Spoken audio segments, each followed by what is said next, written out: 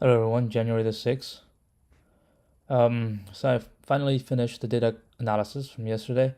It was just so bad. After I finished everything with LeetCode and waited a while, I have accumulated more than 300 minutes on the hyperparameter tuning. Now it's not working.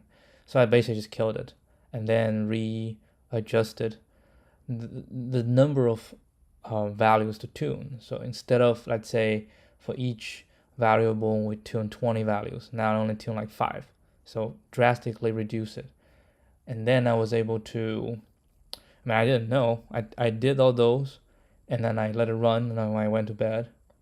And this morning I found it took 90 minutes to tune it after the simplification. So which is good. So all the data analysis has been done. Updated. We'll see if they are good enough. Now we start the most unpleasant part of. I shouldn't say unpleasant. It's also interesting because honestly I don't really read research paper that much. A lot of the time I just do my own stuff, which is bad. That's not how it's supposed to do research. You need to get updated. I just don't have any kind of real urge to always stay updated. I update myself every time I write a paper, and I saw the published ones. There are some good research out there. Hitting like different areas, slightly different areas, but I definitely can learn something from that. But it's too late to make any changes to what we want to do in this paper. Maybe the next one. So, anyway, and I actually spent a lot of time today. I think maybe 5 hours working on something that's not related to any of my real work. It's just some Stack Overflow problem, asking for a question. Basically, is in Python, can you control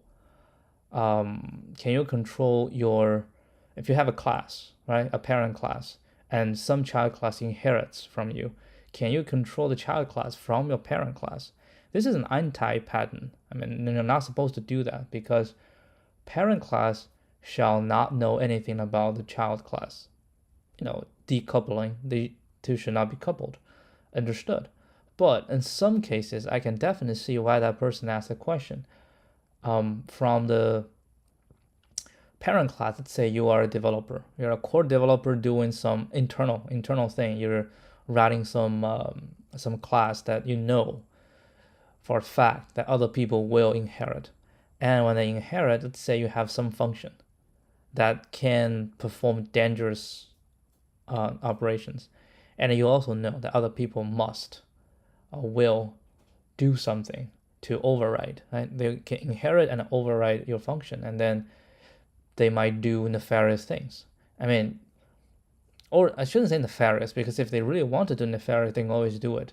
It's just like they will forget. Let's say you have to access certain resource, you have to do 1, 2, 3, 4, 4 steps, and not everybody knows about those 4 steps, and so you write it in your master class, in your parent class, and when a child class inherits you, they want to override the function and then do and then access the resource as well, but they don't know they have to do those 4 steps, and then they just directly access the resource, and then all hell might break loose. So you say, okay, whoever inherits me and also override this specific function, I want that person to must call the parent class's function, before doing their own stuff.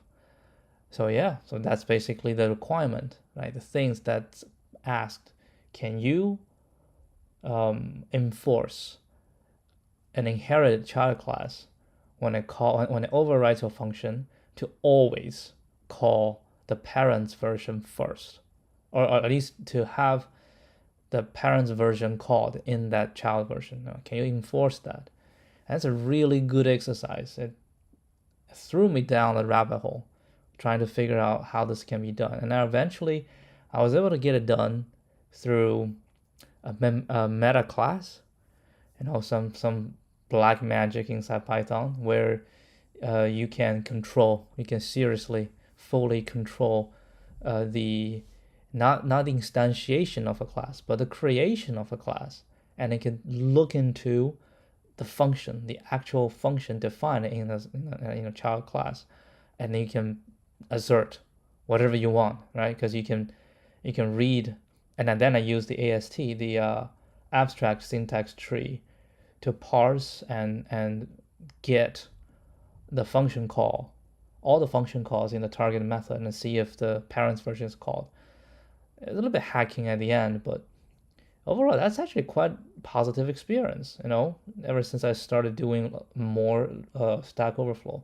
Yeah, but I personally have so much time in a day, so I cannot really do this very often, but once in a while, this is really, really interesting to get deeper into language.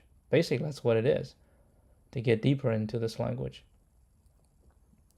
All right, so yeah, that's about today. Didn't read a lot because I spent most of the time doing that. The training was fine. Trying to be a little bit more powerful, more powerful in all the decisions that I made in the snatch. The clean is still a trouble. The clean is a mess. I was getting it together a little bit, but today was just, my God. Not a good scene. I feel like I'm just weak, very weak.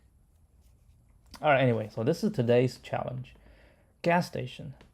And gas stations along a circular route where the amount of gas at the ith station is gas I. You have a car with an unlimited gas tank, and it costs I of gas to travel from ith station to its next station. You begin the journey with an empty tank in one of the gas stations, given two integers array, gas and cost. Return the starting gas station's index. If you can travel around the circuit once in the clockwise direction. What the hell is a clockwise direction? Going right? Otherwise, -1. If there exists a solution, it is guaranteed to be unique. Okay. Hey, what does the cost has to do with anything? Are we returning the cost? No, we're returning.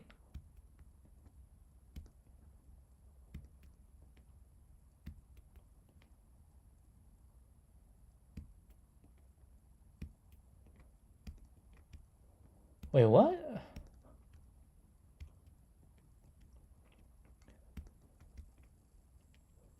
Take that cost. Oh, cost. I thought it's money. No, it's a gas. My bad. So, at a gas station 1, you can get 1 gas, but it costs 3 to move to the next one. Right? So you can now go. At 2, it costs 4. You can now go. At 3, it costs 5. At 4, it costs 1. So when you get to the next one, you have 3 gas left, right? And at 5, you have 8 gas.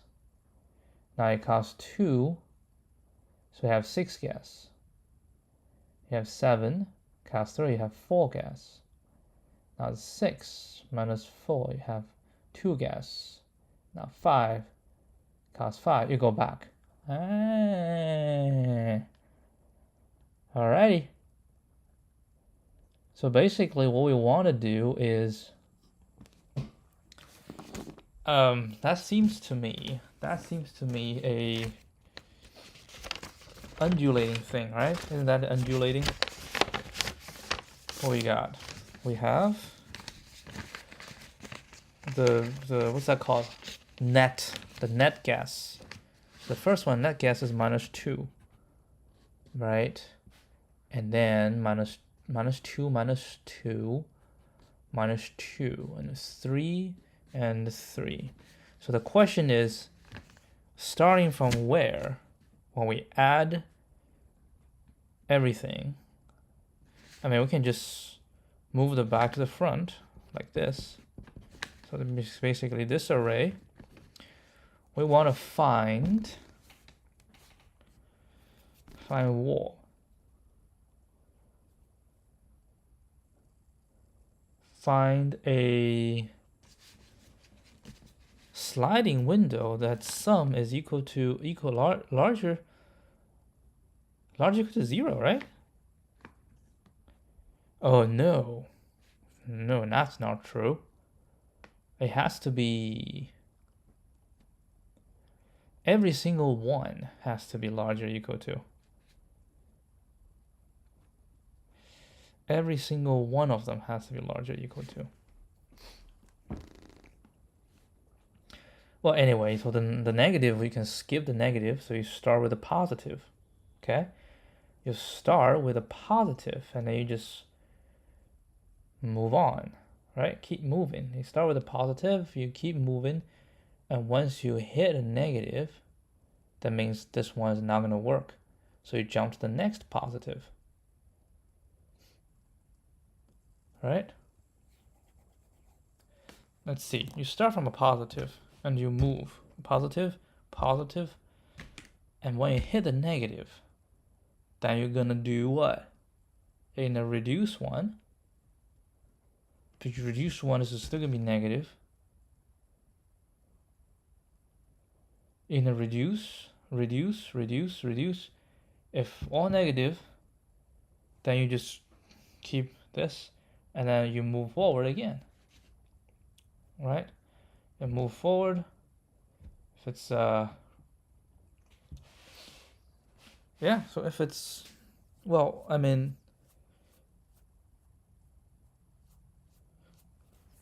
I'm thinking about like sliding window. You just keep going, right? And you hit a negative. So basically this route is not going to work. So you're going to move the other side. Keep moving. If it's negative, just keep moving until these two meet each other, right? Until these two meet each other, or until we find the positive, then we can keep moving, right? Or they meet each other,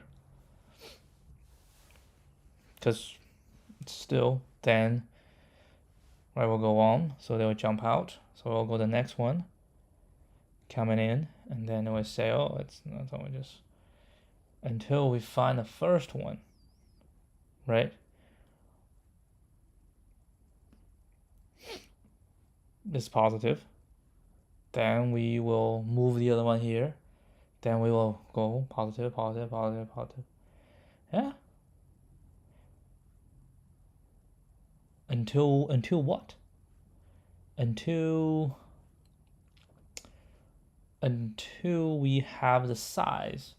Let's try this. I'm not, the solution is not like 100% formed, but I think we can try it, and as we write it, some logic might become more obvious. Let's hope that's the case.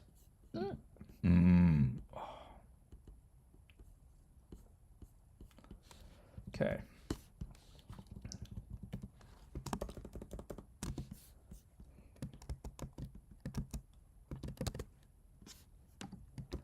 All right, so what we're gonna do is first produce a difference, right?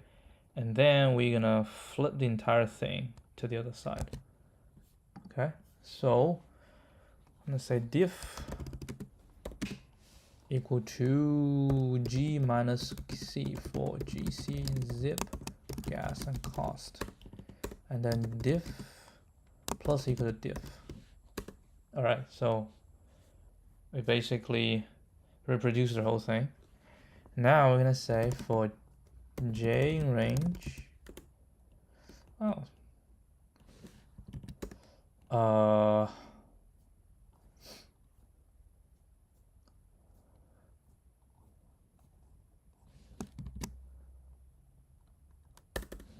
J in range, run diff, okay? So I will be equal to 0. And then current gas, okay?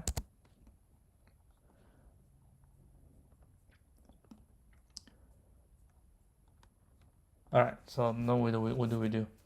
So the current gas, we're gonna add the current one, right? If it's negative, and then we say after we added the current one was negative, so we move I forward.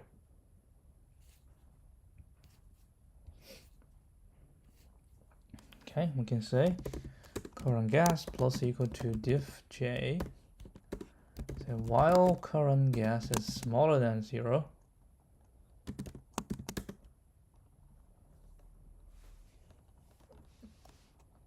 I plus equal 1, and current gas, now we're going to remove current gas minus equal to diff I, right?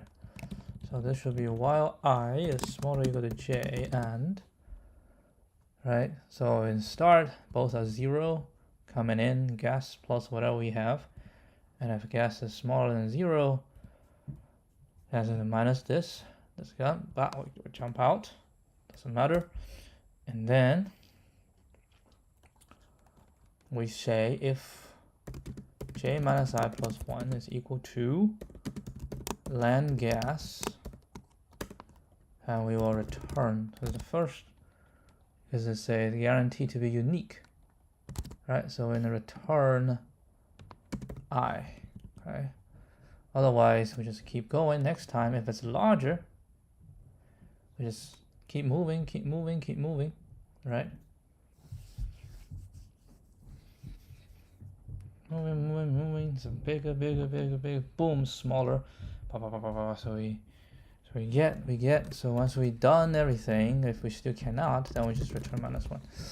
Let's give this a shot. This is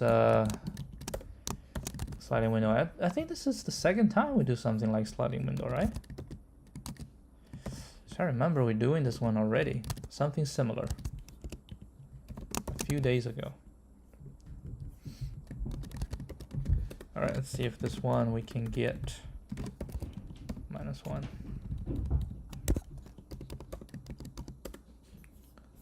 Gas cost can complete gas cost. Alright, looks okay. We can throw some bones at it. For example, I do 1 and I do 0. How about this one? Okay, let's throw some test cases. So I just need to say for this in range 100, print this rand int 1 to 10 to the 4 for this in range. Let's just do 100. Don't get too crazy. And I'm gonna do exactly the same thing. Oh shoot. The heck is that?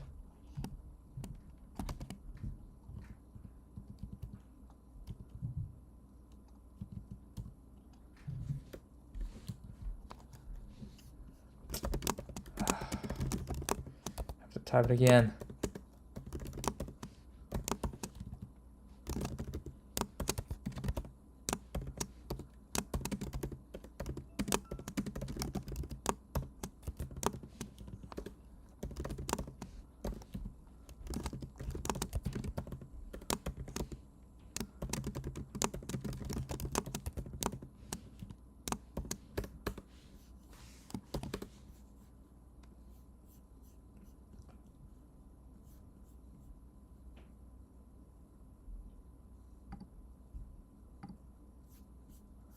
No idea what that is.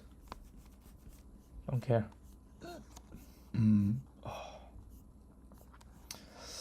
Oh shoot. How am I supposed to know? Oh, you don't. If this one reports error, I just delete the last one. That's 50-50 chance.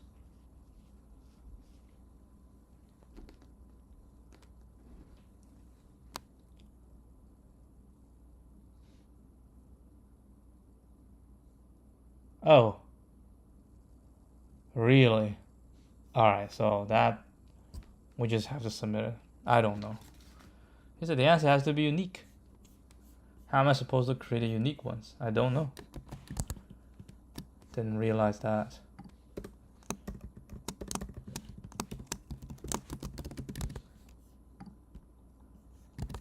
for? Make a diff array and extend it once, then sliding window to find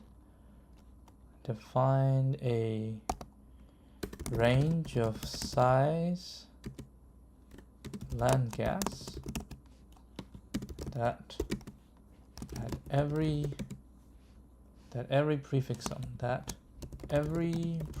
sum is positive.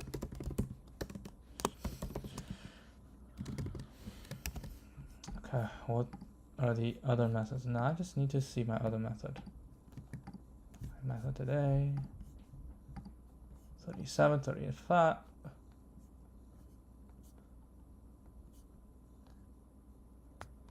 This is today 37. Okay. Oh, we don't have to.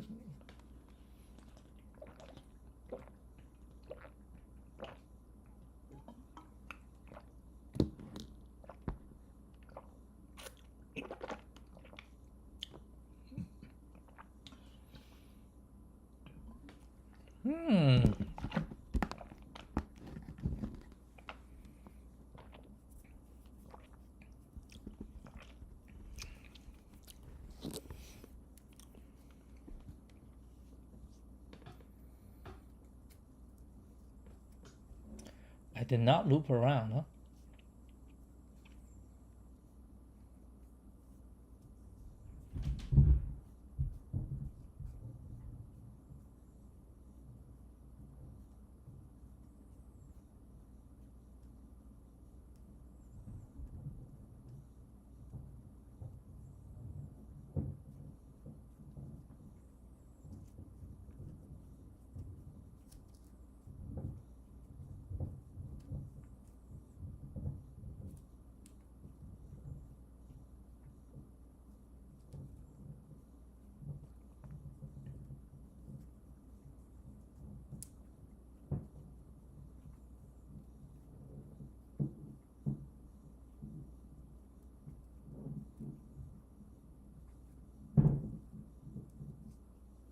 Oh, wow. Holy moly.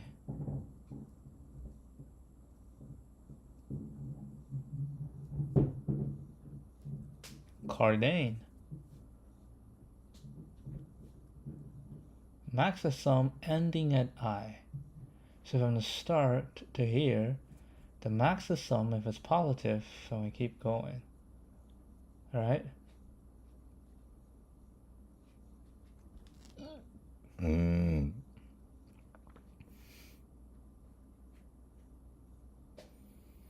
If it becomes negative, which means the max sum from start to here, maximum sum of maximum subarray sum.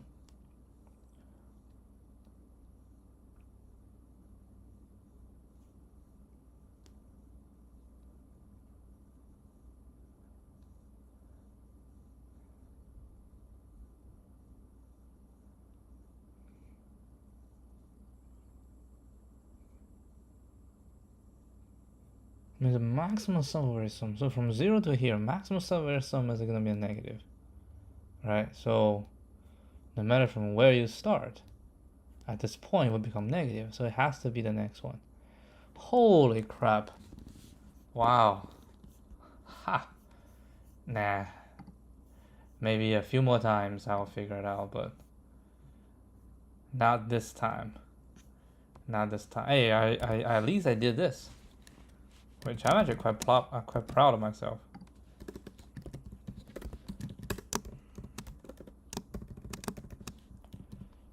Use Cardane to find the max subarray sum.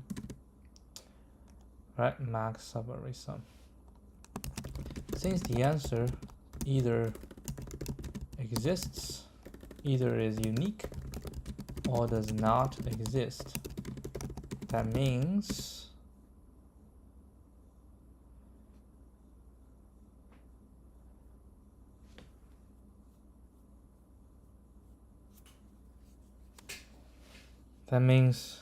As long as the sum of the diff is positive, we are guaranteed to have an answer, right? We're guaranteed to have an answer. But how can you be so sure about that? Yeah, because the total, right? It actually has nothing to do with the answer is unique.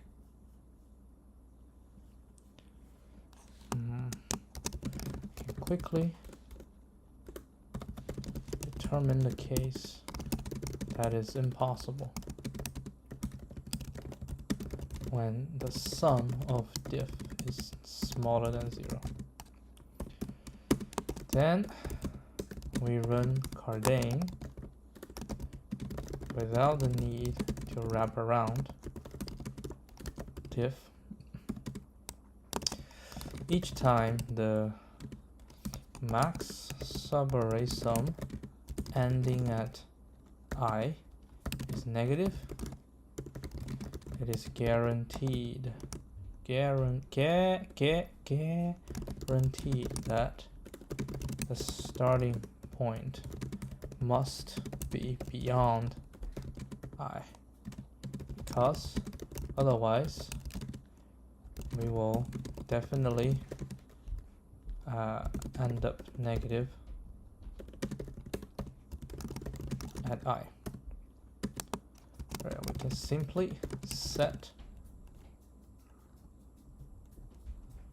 the potential starting point at I plus 1. Because every ending at this is negative, so you cannot take it anyway. So you can set it this, right? And then you keep going, and then if it's, you know, positive, anytime it's negative, then you can reset. So we'll do diff as usual. Max current max. Okay. And then we can say for d in diff, for id, enumerate diff. Actually, we can just do enumerate this. Oh, we need a sum. If sum diff is smaller than 0, return minus 1. Okay, so we do this. And then we say current max, so equal to maximum, current max plus d or d. If we say current max up until I is smaller than 0, then star shall equal to I plus 1. Then we return star at the end. Okay.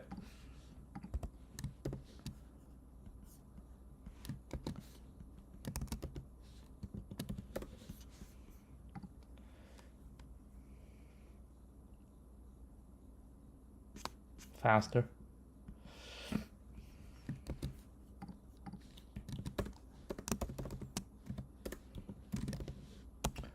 Alright, that's that. I think we ran out all the problems at the end, so we have to search them back. Okay, we got one.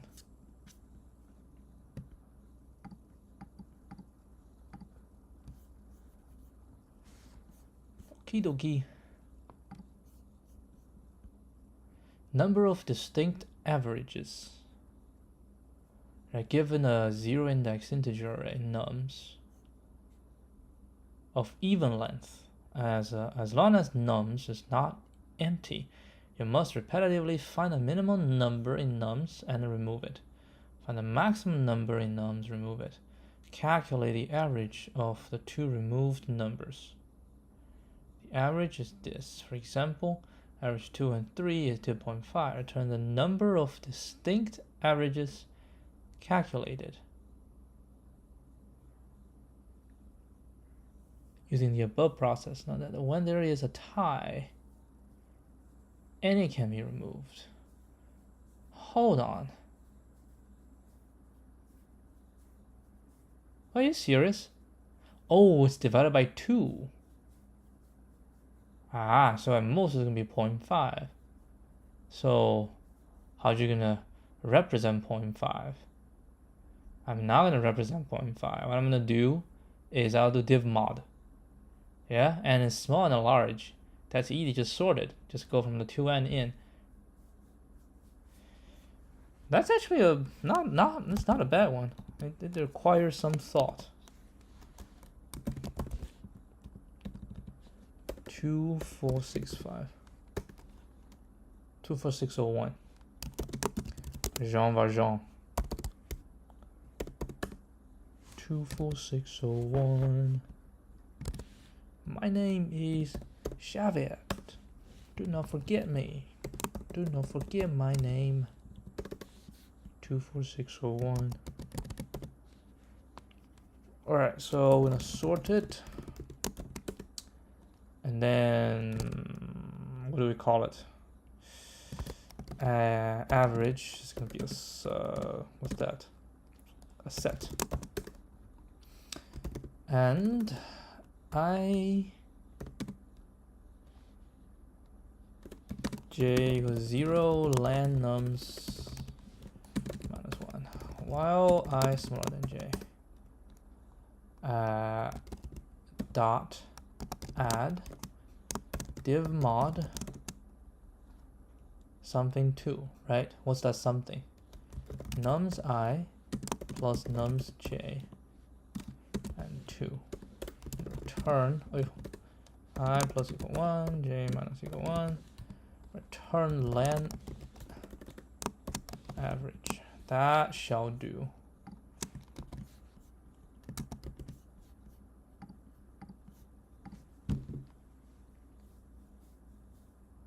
Yeah.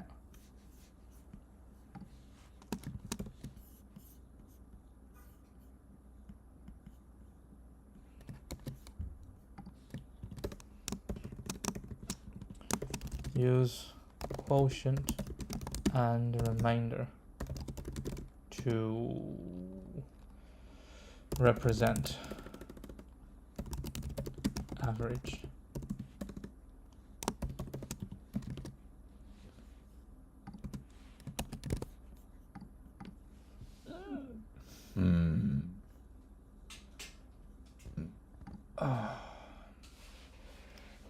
Oh, I did not know you can do that. Really? You can set with that? I guess 0.5 is fine. Oh shoot. O1 login. Dang, forgot. Oh. Count ways to build good string. We have integers 0, 1, 0, 1, low and high. We can construct a string by starting with an empty string, and then at each step perform either of the following. Append a character 0, 0 times, 1, 1 times. They can be performed any number of This can be performed any number of times. What can be performed any number of times? No, it says 0 number of time or 1 number of time. A good string is a string constructed by the above process having a length between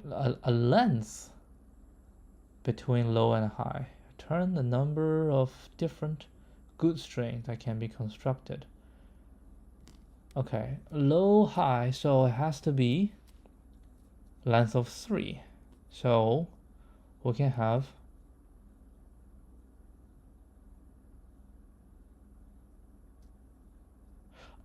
append. So each time we have to append 0 number of times, or append 1 time, and this can be performed any number of times. We can do any number of append. So now this one, which means we have to length is 3, so we can append 0 or 1 or 1. Also, basically, each one we can either 0 or 1, so that's 2 possibilities, and then 2 times 2 times 2, right? So we have 8. Now the second one is from 2 to 3, right? So length between 2 and 3. So we can do either size 2 or size 3. And here we can append 0 one time, or 1 2 times. So for 2, we can do a 0 and another 0. So that's a 1 1. Oh, no, that's a 0 0, right? Or we can append 1. So that's immediately 1 1. Then that's it. That's the only we cannot do. So now for 3, right? For 3. So we can say, okay, so if I want to append the first one, I want to append 0. Okay. Now we have 2. So how many different 2 we can do? We have 2 of them, right? So we have 2. Now if we want to do 1, so we got 1 1, we have 1 left. And that's only 1. So that would be 3. So 3 plus 2 would be 5. So I see this as a DP. So we have to do 1, 2, 3, 4 all the way down. Okay.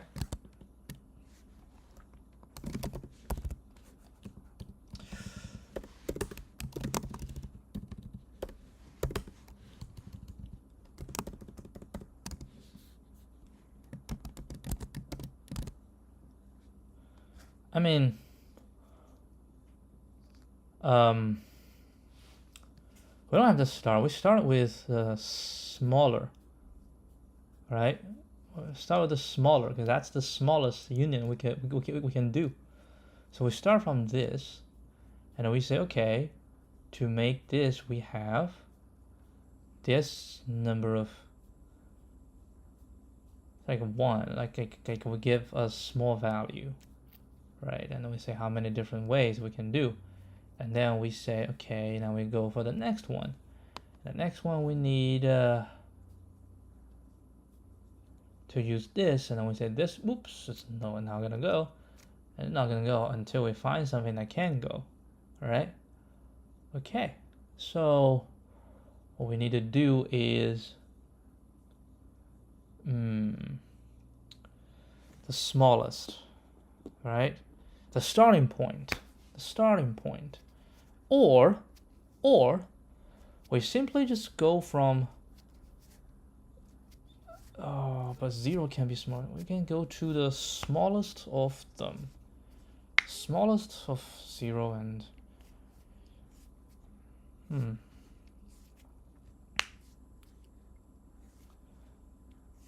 okay, so we can find the impossible case.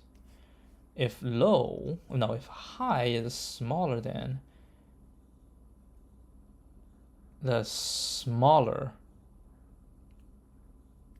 of 0 or 1, then that's impossible, right?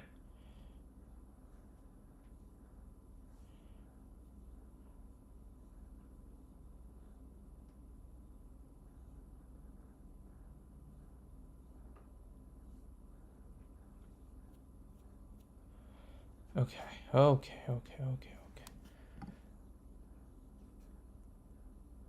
So we can say the min is going to be the minimum of 0 and 1.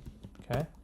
If high is smaller than min, right, then we should return 0 because nobody can make it. Nobody can make it. Otherwise, we can say we're going to start from this value. We can say dp, right? Say 0 times high. All right. Then what? Then we can say for I in range min from this all the way to high, right? And what? So this is the current number of digits, right? And we say we want to find how many different ways we can make it. Then we say dpi shall equal to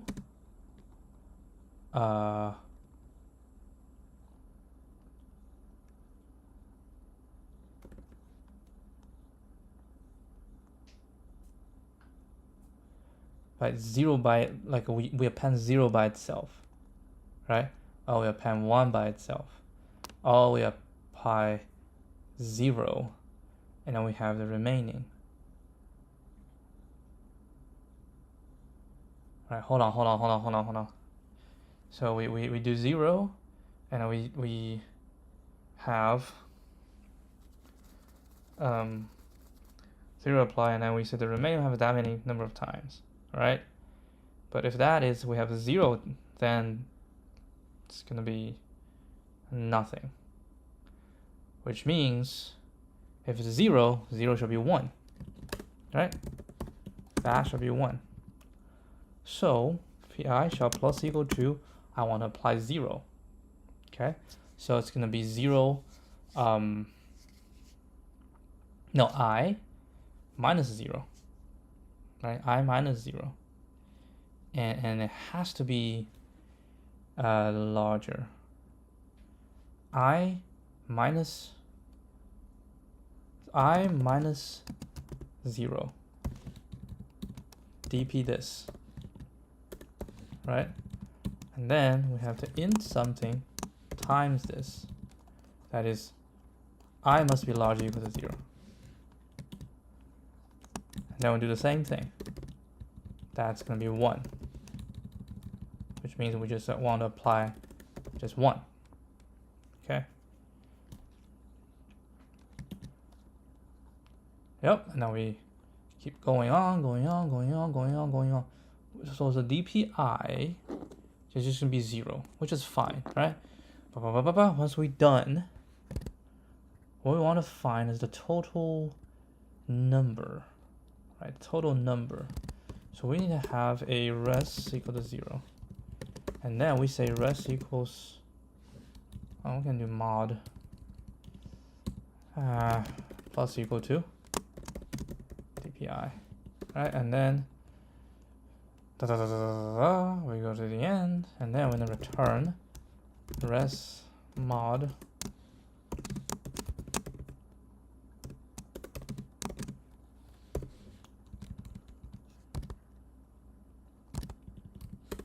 all right. So this one's not 100% sure, but feels right to me.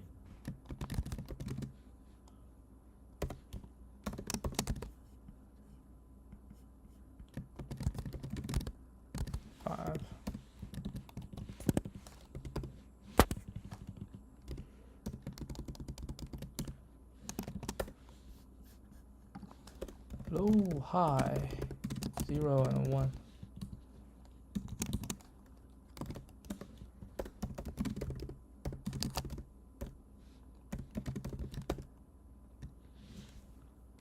That was pretty bad.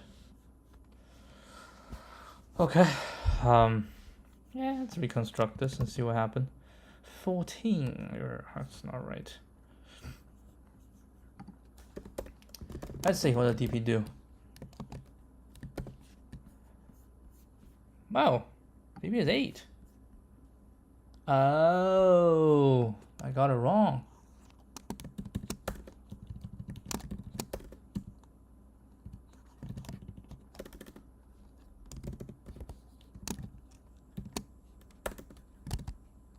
Because, what's this DP? DP is at this value.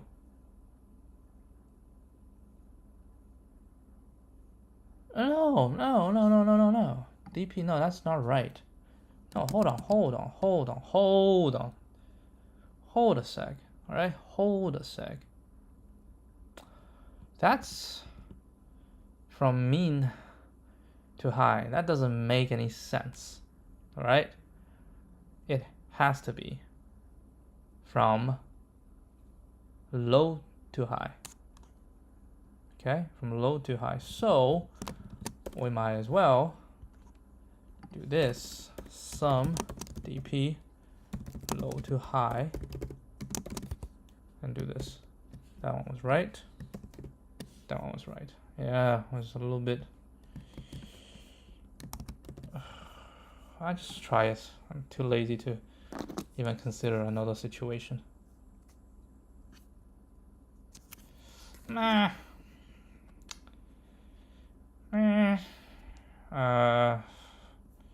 Maybe, I don't know.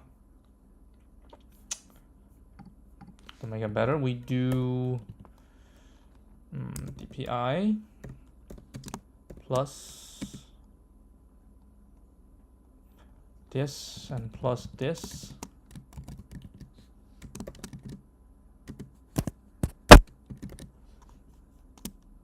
Whole thing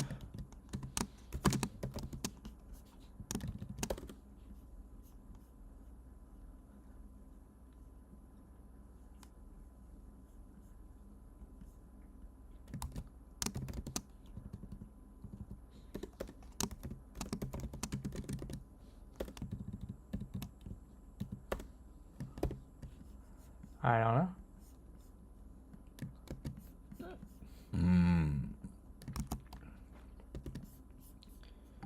You gonna be faster?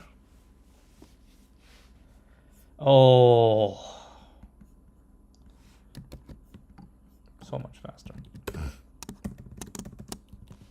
TP.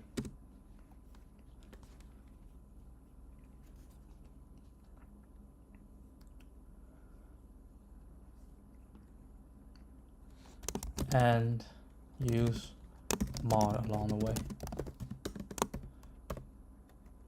Oh, hi. Right.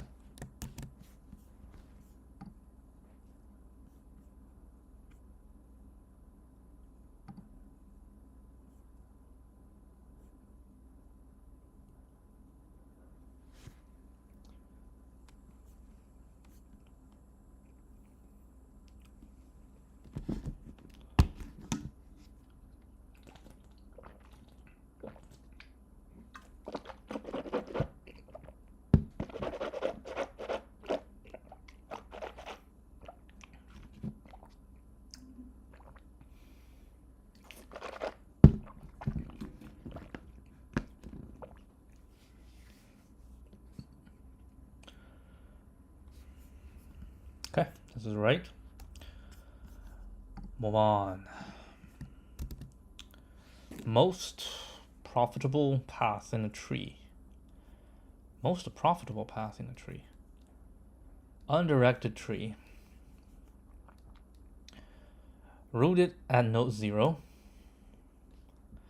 You're given a 2D integer array edges, okay. In case that there is an edge between node A and B in the tree. At every node I, there is a gate. You are also given an array of even integers. Amount, where amount I represents the price needed to open the gate at node I. If amount I is negative, or the cash reward obtained.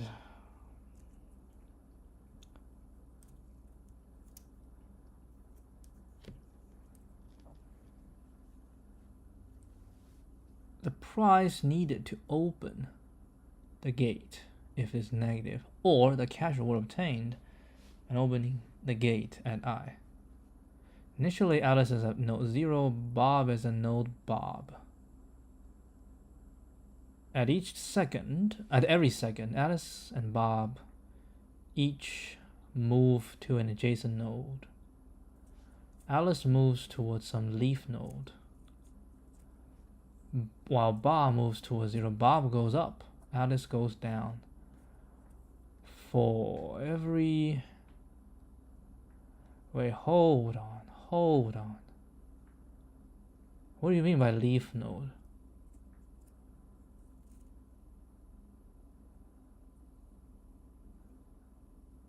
What do you mean by leaf node?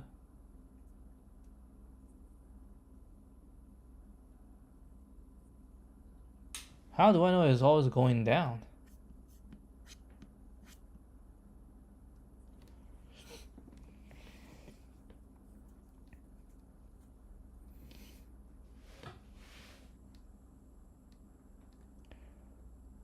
I think I know what I mean. I know what it means. It just means one connects to something and something, and then I'll go there, and then 3 connects to something and something, as long as not the parent. Yeah, that's how you traverse. So you go to a leaf node, you go to one where they have nothing else to go, so that's a leaf node. And Bob is just trying to go back up to 0. For every node along their path, either spend money to open the gate or accept reward. Note that if the gate is already open, no price. Ooh, that adds something.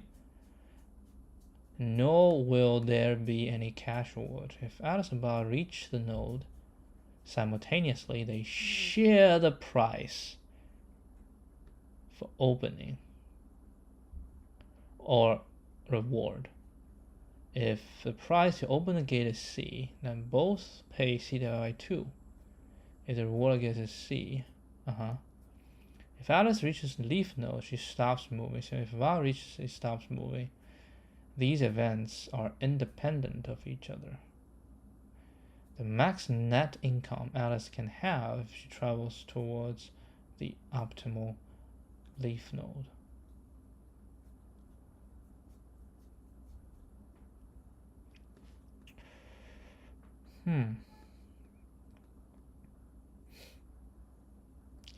So Alice has to move to 1. Bob is at node 3. Open the gate of the respective. Oh, I have opened the gate of the respective node. Alice is -2. And Bob doesn't really matter.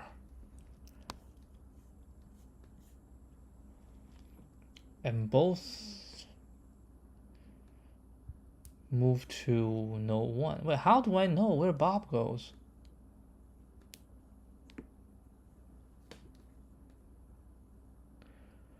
Seriously, how do I know where Bob goes?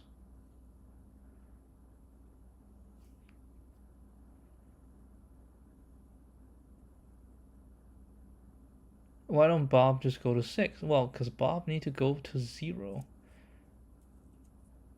And it is a tree. I didn't say it's a binary tree. I just say it's a tree. It's an undirected tree.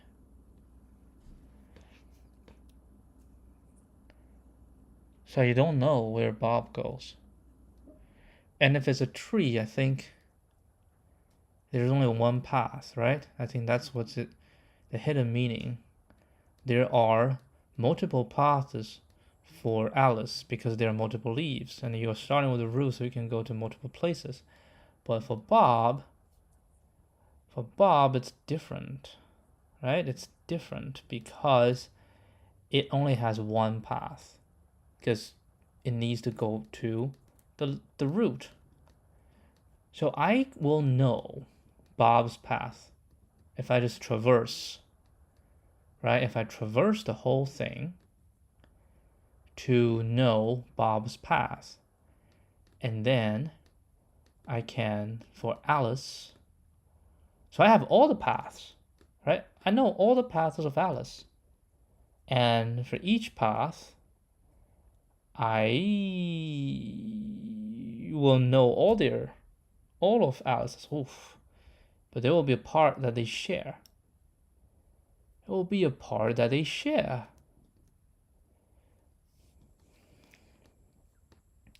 Okay, so -2. So now they both reach 4. So Alice gets 0. So, but Bob has already opened this one. So Alice goes this, so Alice can get 6. Or Alice can get 2. Oh. Holy crap, this is very interesting. This is very interesting. So Bob gets the prize. Alice pays. And here is no more prize. Holy moly, this is very interesting. And since I don't care about Bob, right? I don't care about Bob. So, even integer, so you can divide by 2. Yeah, so since I don't care about Bob, what I will do, I can actually find the path. Now I will find all the paths, okay? I find all the paths. which take on, which will give me all the paths, and then if one of the paths is showing that it's Bob's in it, how do you know Bob is in the path? I get all the paths, and then I go 1 by 1.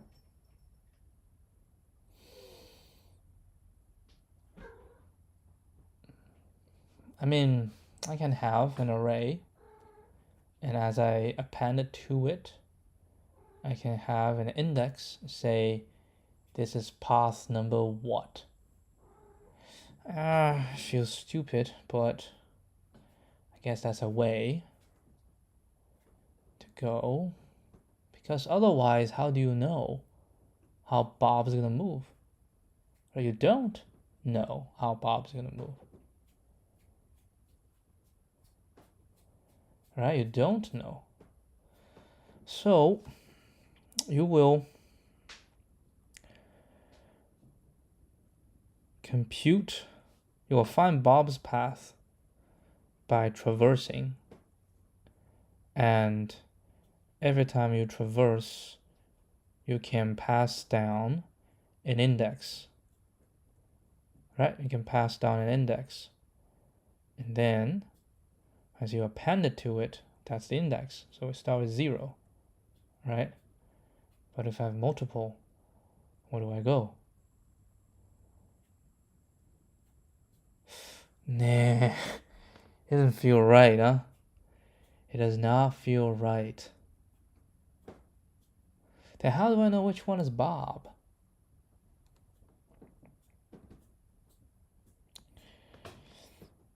We go through all the paths and just find one with Bob. We can append a tuple, right? Indicating if it's identified, and then we can check the last one, and we know it is. Okay, yeah, there are ways to identify which one is Bob. Okay, so once we find Bob, and say this path belongs to Bob, and then we just specify, look at this one, and then the first time that it, or we can say the last time that we have that value, right? And that's the starting point for Bob. And we can say, because they go one at a time. So from the start to here, all right, if they are on this path, all right, if they're on this path, as Alice can go other path. So the first time they meet, if they meet, right, if they ever meet, the first time they meet, so I need to erase the impact of Bob from the prices, from the amount. So I can remove the amount, like this amount will be 0, right? And then at the next one, the amount can be, whatever, right? The amount is going to be whatever. And then the next one, the amount is going to be